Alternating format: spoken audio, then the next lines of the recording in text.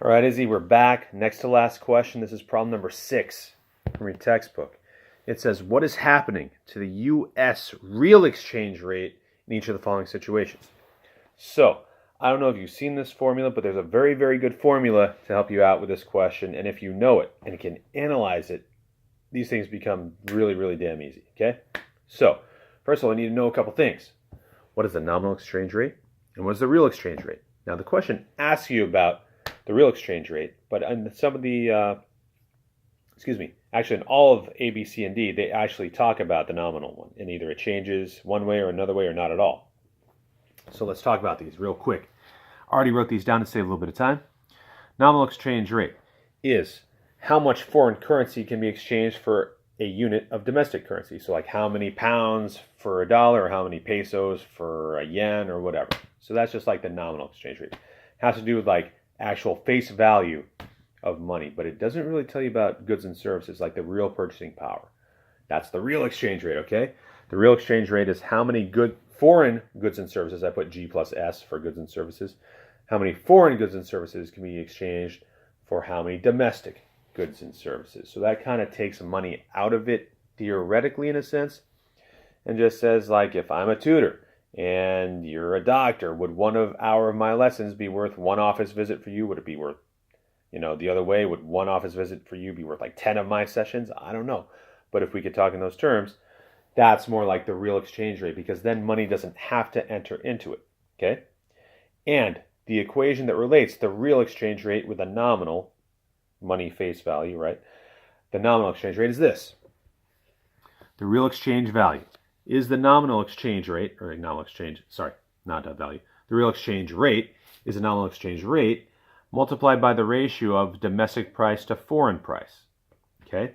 We're going to relate all these things because that's what they talk about in these questions, and then analyzing this is extremely simple based on their examples and their given info, okay?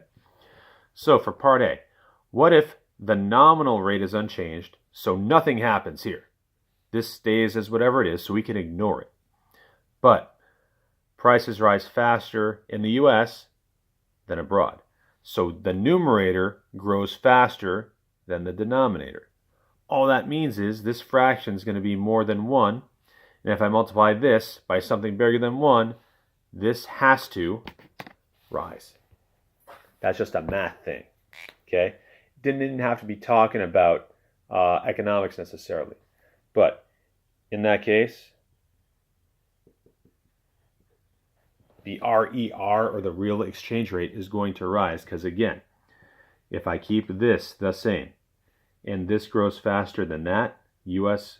money gains value faster than foreign money does, or prices here rise faster than prices abroad, domestic versus foreign, then I got a fraction bigger than 1 multiplied by something that did not change. So now something times something bigger than 1, it's going to grow. That's why real exchange rate grows. Okay? That's part A. Part B says,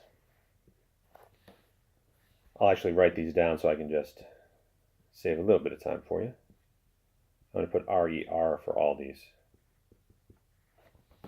Again, that's all I did. I put BCD, real exchange rate, real exchange rate, real exchange rate, but I didn't say up or down yet. We'll talk about those. So, part B says, the nominal exchange rate is unchanged, so this does not change again, but instead now, prices rise faster abroad in foreign lands than they do here in the U.S. domestically. So now, the denominator is growing faster than the numerator. So this is going to be a fraction between 0 and 1, maybe like 1/2 or something like that. Well, if I multiply something by 1/2, does it get bigger or smaller? Smaller. So for part B, we have the real exchange rate dropping. Part C, this guy, the nominal exchange rate, declines, and neither price changes. Well, if neither price changes, this stays the same, so I can ignore it, this fraction I'm talking about. And then, if this guy drops, and I multiply it by something that doesn't change, overall, that has to cause a drop on the left of the equal sign. So, the real exchange rate, if the nominal rate changed and nothing else did, that would have to drop as well. And finally, the nominal exchange rate goes down, so I have a smaller nominal exchange rate right there. and prices rise faster abroad than at home in the US. So basically what's happening is I have a drop here and a bigger number on the bottom here. So if this gets smaller and I multiply something smaller by something smaller for something big, like a fraction, like 1/2, it's going to get even smaller. So once again, that causes the real exchange rate to drop. So really in this particular problem, if you just know and are comfortable with this equation and the math behind it, you can even plug in easy numbers like I was doing 1/2, like 1 and 2 for that fraction right there.